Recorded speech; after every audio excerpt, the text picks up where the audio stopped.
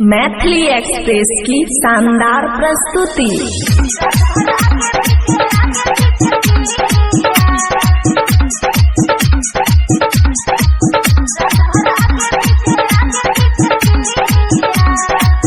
खुशी recording studio बलुआहा। बुता के दिया सखी रे पिया, बुता के दिया सखी रे पिया, रात भर आगे पीछे किया, रात भर आगे पीछे किया।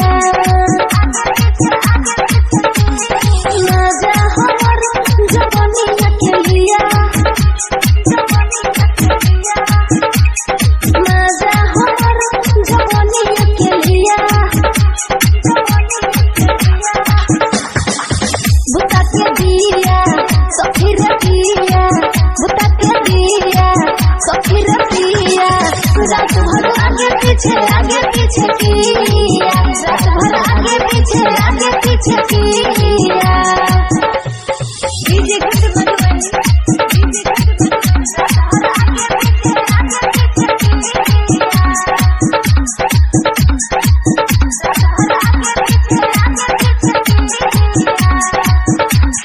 ओठबा चटेले गलिया कटेले, पाजा में पकड़ के पलंग को चपेले, पाजा में पकड़ के ओठबा चटेले गलिया कटेले, पाजा में पकड़ के पलंग को चपेले, पाजा में पकड़ के पलंग को चपेले। बुता के दिया सखी रे पिया, बुता के दिया सखी रे पिया, रात भर आगे पीछे किया, रात भर आगे पीछे किया। डीजे घट बजवानी, डीजे घट भर आगे पीछे किया, रात भर आगे पीछे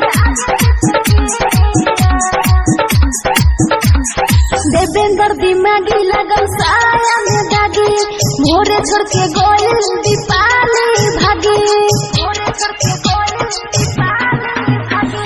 देवेंद्र दिमागी लगल साया में दागी, मोरे छोड़ के गोइल दीपाली भागी, मोरे छोड़ के गोइल दीपाली भागी। बुता के दिया सखी रे पिया, बुता के दिया सखी रे पिया, रात भर आगे पीछे किया, रात भर आगे पीछे किया। खुशी रिकॉर्डिंग स्टूडियो बलुआहा।